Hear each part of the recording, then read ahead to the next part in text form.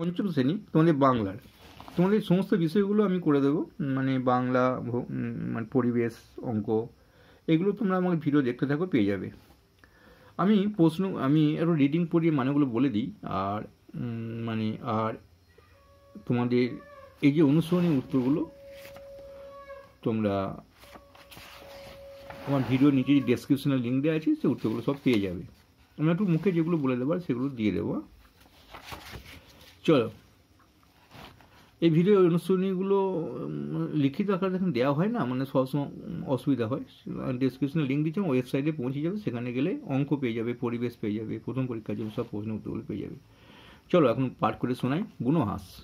লীলা মজুমদার।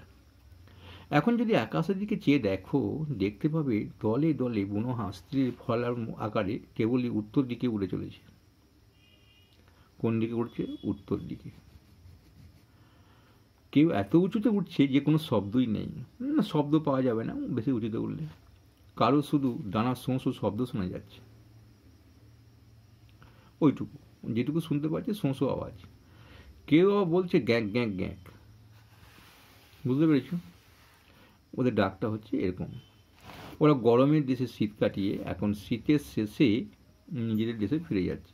ওরা শীত সহ্য করতে পারে না, সেই জন্যে ওদের যখন শীতকাল পড়ে তখন গরমের দেশে চলে আসে। যদি গরমটা সেখানে শীতকালটা কাটিয়ে নেয়, শীত ফুরিয়ে যায় যখন, তো ওরা বুঝতে পারে এবার ওদের দেশে গরম পড়ছে, সেখানে ফিরে যায়। ওদের বেশি গরমও সয় না, আবার বেশি শীতও সয় না। কেউ কেউ হিমালয়ের উত্তর দিক থেকে বরফে পাহাড় পেরিয়ে আসে। অনেকে নাকি ভারতের মাটি পার হয়ে সমুদ্রের ওপর দিয়ে উড়ে ছোট ছোট দ্বীপে এসে নামে, দ্বীপে গিয়ে নামে। সেখানে মানুষের বাস নেই, নিরাপদে তাদের দিন কাটে, শীত কাটে। পৃথিবীর দক্ষিণে আধখানায় আমাদের শীতের সময় যখন গরম, আবার আমাদের গরমের সময় শীত। এটা তো আমরা জানি, নিরক্ষরেখা অর্ধেকটা পৃথিবী অর্ধেক সময় গরম হলে অর্ধেকটা শীত ফল পড়ে।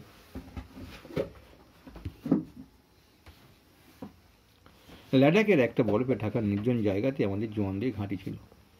তবে এখানে একটা ভালো প্রশ্ন পাবো আমরা। লাদাখ একটা জায়গা উত্তরে, আমাদের ভারতের উত্তরে, সেখানটা বরফে ঢাকা থাকে, তো সেইখানেই জওয়ানদের ঘাঁটি। জওয়ান কারা? যা দেশ পাহারা দেয়, সীমান্ত পাহারা দেয়, বিপদের সময় ছুটে আসে, তাদেরকে বলা জওয়ান। বিপদের সময় মানে সরকার যাতে পাঠায়। তখন শীতের শুরু, মাথার ওপর দিয়ে দলে দলে বুনো হাঁস দক্ষিণ দিকে উড়ে যেত। বাড়ির জন্য তে মন কেমন করতো, কাদের করতো? জওয়ানদের। চিঠিপত্র বিশেষ পৌঁছাতো না, অর্থাৎ আগে খবর দিতাম চিঠিতে, যে সময়কার লেখা গল্পটা। এখন তো মোবাইল হয়ে গেছে, কিন্তু তখন চিঠি যেত। শুধু রেডিওতে যেটুকু খবর পেত, রেডিওতে অনেক সময় খবর পাঠানো হয় বা খবর আমরা জানতে পারতাম।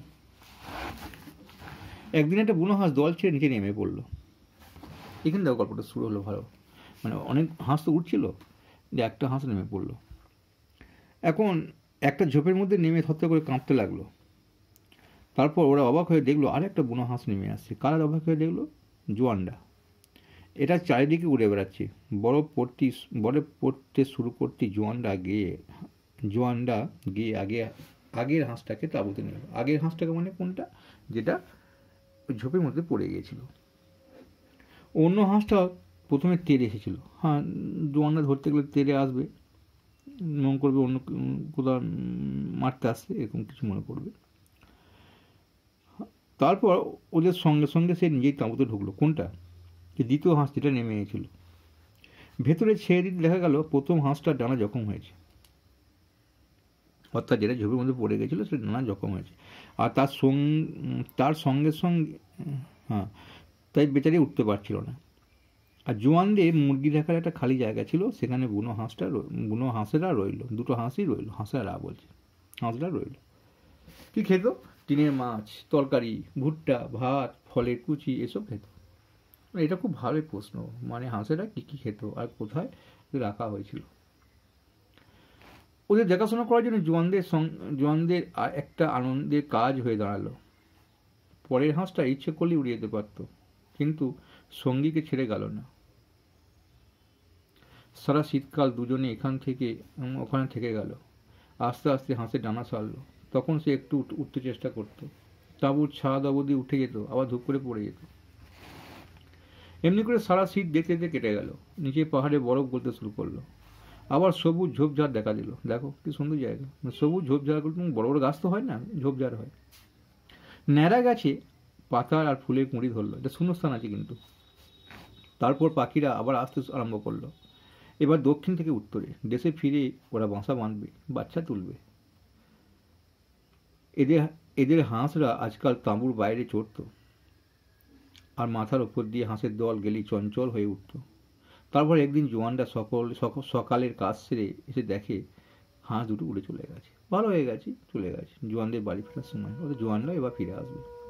চলো প্রশ্নগুলো দুটো বলে দিই, আমি আবারও বলে দিচ্ছি, যদি উত্তরগুলো পেতে চাও ডেসক্রিপশনের লিঙ্কে ফলো করো, সেখানে ক্লিক করলে তোমরা আমার ওয়েবসাইটে পৌঁছে যাবে। এখানে দেখো আকাশের দিকে তাকালে তুমি কি দেখতে পাও? মেঘ আর রোদ দেখতে পাবো।